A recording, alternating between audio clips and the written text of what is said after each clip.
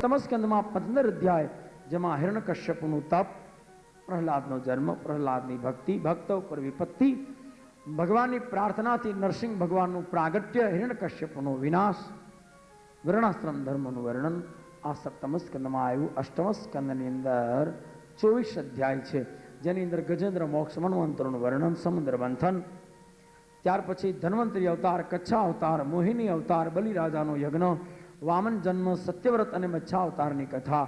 નવમ સ્કંદની અંદર 24 અધ્યાય, સૂર્યવંશની કથા, સુકન્યા, અમરીશ રાજા, માનધાતા, સૌભરીની કથા, હરિશ્ચંદ્ર, સગર રાજા, ભગીરથ રાજા, ગંગા અવતરણ, શ્રી રામ જન્મ તથા રામાયણ. ત્યાર પછી ચંદ્રવંશની અંદર પુરુરવા રાજા, પરશુરામની કથા, નહુસ રાજા, યયાતિ, દુષ્યંત, ભરત, સંતનુ, ભીષ્મ, કૌરવો, પાંડવોના વંશની કથા તથા વસુદેવ, દેવકી અને સમસ્ત યદુવંશના આ વંશની કથાનું વર્ણન આવ્યું. ત્યાર પછી દસમ સ્કંદની અંદર 90 અધ્યાય, જેની અંદર ભગવાન શ્રી કૃષ્ણનો જન્મ, નંદ મહોત્સવની કથા, પૂતનાવધ, શક્ટાસુર, તૃણાવર્ત, બકાસુર, વત્સાસુર, અઘાસુર, ધેનુકાસુર, પ્રણંબાસુર, કેશી દૈત્ય આદિ દૈત્યોનો ભગવાને વિનાશ કર્યો, કાલી દમન, બ્રાહ્મણ પત્નીઓ પર અનુગ્રહ, ગોવર્ધન લીલા, રાસલીલા, અક્રૂરનું ગોકુળમાં આગમન, વ્રજમાંથી વિદાય ભગવાનની, મથુરા પ્રવેશ, કોલિયા પીડાથી સહિત હજારો દૈત્યોનો વિનાશ, ચારુણ, મુષ્ટિક અને કંસનો વિનાશ, નંદ આદિ ગવાડિયાઓને વિદાય આપી ભગવાન વિદ્યાભ્યાસ કરવા માટે સાંદીપની ગુરુના આશ્રમે પધાર્યા. વિદ્યાભ્યાસ પ્રાપ્ત કરી પાછા વળે છે. વ્રજમાં ઉદ્ધવ સાથે સંદેશ, જરાસંઘની ચડાઈ, 17 વખત એને હરાવી, સોનાની દ્વારિકાની સ્થાપના, કાળ્યવનનો વિનાશ, રૂક્ષ્મણી હરણ, 16,108 ભગવાનના લગ્નની કથા, ઓખારણની કથા, પાંડવોનું રાજસુ યજ્ઞ, જરાસંઘનો વિનાશ, શિશુપાલનો વધ, પૌંડ્રક, સાલ્વ, દંતવક્ર, વિદુરથ આદિ દુરાચારી દૈત્યોને ભગવાને માર્યા છે. ત્યાર પછી ભક્ત સુદામા ચરિત્ર, સુભદ્રા હરણ અને વેદોએ કરેલી ભગવાન કૃષ્ણની પ્રાર્થના આ દસમ સ્કંદમાં જે કથા આપણે સાંભળી એનું અનુક્રમ એક સ્કંદમાં. ત્યાર પછી એકાદશ સ્કંદની અંદર 31 અધ્યાય, યાદવોને બ્રાહ્મણોનો લાગેલો શ્રાપ, ભગવાન શ્રી કૃષ્ણનો ઉદ્ધવજીને એકાંતમાં છેલ્લો બ્રહ્મ ઉપદેશ, દત્તાત્રેયના 24 ગુરુની કથા તથા જગતમાં દરેકના ધર્મનું વર્ણન, બધાનું પ્રવાસ ક્ષેત્રમાં આગમન, સમસ્ત યદુકુળનો વિનાશ અને બલરામ અને શ્રી કૃષ્ણનું સ્વધામનું ગમન. ત્યાર પછી 12મા સ્કંદમાં 13 અધ્યાય, ભવિષ્યના રાજાઓનું વર્ણન, કલયુગનું વર્ણન, કલયુગના મનુષ્યોનું વર્ણન તેમજ વાતાવરણનું વર્ણન, કલ્કી નારાયણના ભાવિ પ્રાગટ્યની કથા, પરમહંસ સુખદેવજીની વિદાય, સંતોની વિદાય અને પરીક્ષિત રાજાનો મોક્ષ અને પુષ્પવૃષ્ટિ દ્વારા જય જયકાર. આ કથા અહીંયા પરિપૂર્ણતાને આરે પહોંચે છે. આગળના થોડા અધ્યાયની અંદર માર્કંડેય ઋષિની કથા આપી છે અને છેલ્લે બધા પુરાણના નામ આપી અને દ્વાદશ સ્કંદને વિરામ આપ્યો. ઇતિ શ્રીમદ ભાગવતે મહાપુરાણે અષ્ટાદશ સહસ્ત્રાયામ સંહિતાયામ વૈયાસિક્યામ દ્વાદશ સ્કંદે ત્રયોદશોધ્યાય સમાપ્તયમ સમર્પયેદસી કૃષ્ણાય વાસુદેવાય નમઃ. બોલો શ્રી બાલકૃષ્ણલાલ કી. અહીંયા ભાગવત સંપૂર્ણ પરિપૂર્ણ તાને આરે પહોંચે છે. સંપૂર્ણ ભાગવત પરમાત્માના ચરણમાં આપણે સમર્પિત કરીએ છીએ. વક્તાને કેટલાક બંધનો હોય છે, ક્યારેક કથાને લંબાવવાની હોય છે, ક્યારેક કથાને ટૂંકાવવાની હોય છે. એ પ્રમાણે મેં પણ કેટલીક કથાઓનો વિસ્તાર કર્યો છે, કેટલીક કથાઓને ઝડપથી જવા દીધી છે. તો આ રહી ગયેલ ક્ષતિ બદલ પરમાત્માના ચરણમાં સાષ્ટાંગ દંડવત પ્રણામ કરી ક્ષમા યાચના કરું છું. ભાગવતની સાથે સાથે બીજા ભાગવતનો પણ પાઠ બાજુમાં થતો હોય છે. આખું ભાગવત તો વંચાય જ છે, પણ વક્તાએ ખૂબ મર્યાદાથી રસ જળવાય, પ્રેમ જળવાય, શ્રોતાઓનો ભાવ કથામાં વધે એ રીતે કથા કરવાની આજ્ઞા આપવામાં આવી છે. એટલે ઘણી જગ્યાએ કથાને લંબાવી ટૂંકાવી આ રીતે કરવાનું હોય છે. તો આ વિધિની અંદર કોઈ પણ જગ્યાએ ક્ષતિ રહી ગઈ હોય તો પરમાત્માના ચરણમાં કોટી કોટી પ્રણામ કરી ક્ષમા યાચના કરું છું. કથાને વિરામ આપતા સમયે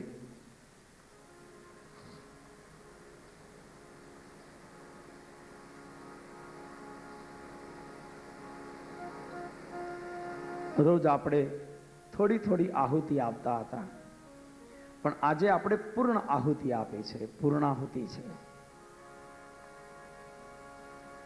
અહીંયા સજ્જનો બરછા પરિવાર દ્વારા ભાગવત કથાનું આયોજન થયું હતું. એટલે દિવસે આપણે એમ કહેતા હતા ગયા શનિવારે કે બરછા પરિવાર દ્વારા કથાનું આયોજન થયું છે. અત્યારે એમ કહીએ છીએ કે થયું હતું, જો 8 દિવસ ક્યાં ગયા એ ખબર ના પડે. આમ ક્ષણ માત્રની અંદર 8 દિવસ જતા રહ્યા છે.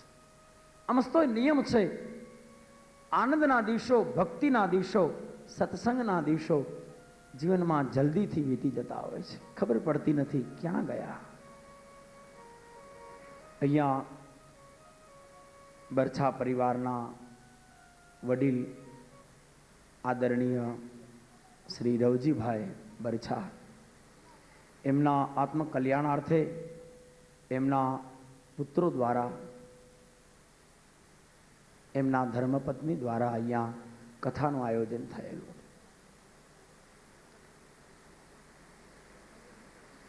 ખરેખર આખો પરિવાર ખૂબ વૈષ્ણવ ધર્મપ્રેમી છે.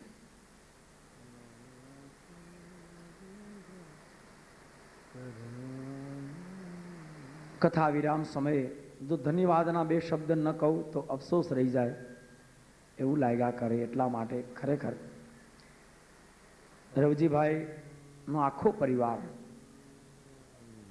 4 ભાઈઓ, શ્રી, મને નામ બધાના નથી આવડતા, પણ જયસુખભાઈ, પ્રકાશભાઈ, મોટાભાઈ અને સૌથી નાના શ્રી શૈલેષભાઈ, જે કાલે દ્વારિકાનાથ થયા હતા, એ શૈલેષભાઈ સૌથી નાના. પણ ખરેખર 4 ભાઈઓ, એમની શ્રદ્ધાને, એમની ધર્મ ભાવનાને ખૂબ ખૂબ ધન્યવાદ છે, વંદન કરવાની ઈચ્છા થાય છે. એમના પિતાશ્રી શ્રી રવજીભાઈ, હજી તો એમના દેહાવસાનને 1 વર્ષ પણ નથી થયું, એમના વચ્ચેથી ગયા. કેટલી યાદો, કેવા સંભારણા એમના હૃદયમાં હશે, કેટલો સ્નેહ હશે એમના હૃદયમાં, અને એ ભાવનાને એમને મૂર્તિમંત રૂપ આપ્યું છે. પિતાના કલ્યાણને માટે જે દીકરો, જે પુત્ર સત્કર્મ કરે છે, એના ઉપર ભગવાન બહુ પ્રસન્ન થાય છે. આજે અહીંયા આ પરિવાર દ્વારા આરંભાયેલું આ અતિ મહાન પુનિત કાર્ય અહીંયા સંપન્નતાને આરે પહોંચે છે. નિર્વિઘ્ને 8 દિવસ પસાર થયા, કોઈ પણ વિઘ્ન વિના ખૂબ આનંદથી આપણે ભાગવત કથાનો લાભ લીધો છે. ખરેખર બધા ભાઈઓ યુવાન છે, છતાં પણ ક્યારેય કોઈના મોઢા ઉપર ક્રોધ કે ક્યારેય મોઢા ઉપર દુઃખ ક્યારેય નહીં. ખૂબ વિશાળ હૃદયથી, વિશાળ ભાવનાથી આ કાર્ય કર્યું છે.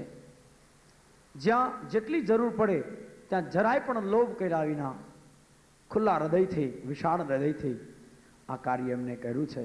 એ બદલ ખૂબ ખૂબ ધન્યવાદ. અને બ્રાહ્મણ તરીકે વ્યાસપીઠ ઉપરથી આશીર્વાદ અર્પું છું.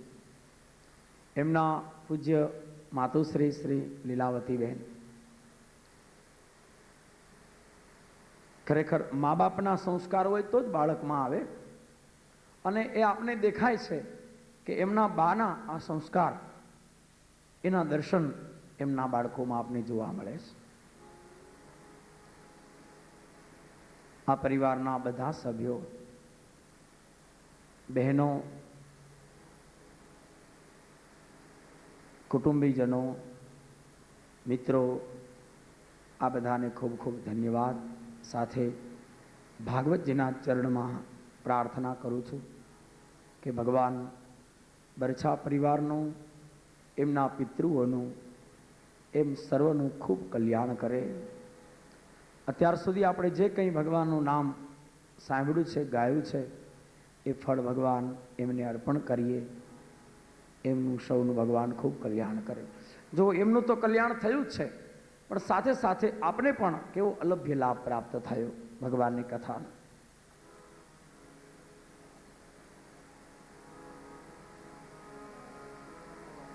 વિશેષ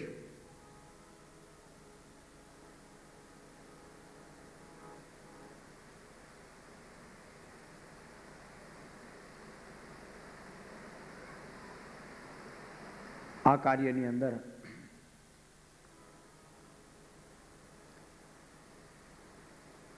વેદના પ્રિય એવા બ્રહ્મ દેવતાઓએ સતત જપ સાધનાની અખંડ ધારા ચાલુ રાખી કથાને એક પુણ્યનું બળ આપ્યું છે. એ બદલ બિરાજેલા બ્રહ્મ દેવતાઓ એમના ચરણમાં પણ વંદન. ખરેખર આ સ્થળ પણ બહુ સરસ છે. સમાણી હોલ બહુ આનંદ આવ્યો. પ્રથમ વખત મને અહીંયા કથા કહેવાનો અવસર મળ્યો. બહુ સારું સ્થળ છે. એટલે હોલના વ્યવસ્થાપકોને ધન્યવાદ, માઇકની વ્યવસ્થા કરનાર ભાઈને ધન્યવાદ, વિડીયો સેવા આપનાર જે કુટુંબ સાથે અમારે ખૂબ ઘનિષ્ઠ સંબંધ છે, બધા દરબાર પરિવાર, ખૂબ બધા ધર્મપ્રેમી, એમને પણ ખૂબ ખૂબ ધન્યવાદ. સાથે એક મંત્ર છેલ્લે બોલાવું છું. બધા બે હાથ ઊંચા કરી અને આ મંત્ર બોલે. આ મંત્રને હૃદયપૂર્વક ઊંચા હાથેથી બોલવાથી, ઊંચા હાથ રાખી અને ઊંચા અવાજે બોલવાથી 8 દિવસમાં તમારા કે અમારાથી કંઈ પણ ભૂલ થઈ હોય તો એ ભૂલને ભગવાન ક્ષમા આપે છે. તો આવો બધા મોટે અવાજે હૃદયપૂર્વક આ મંત્રનો જાપ કરીએ. હરયે નમઃ, હરયે નમઃ, હરયે નમઃ, હરયે નમઃ, હરયે નમઃ, હરયે નમઃ, હરયે નમઃ.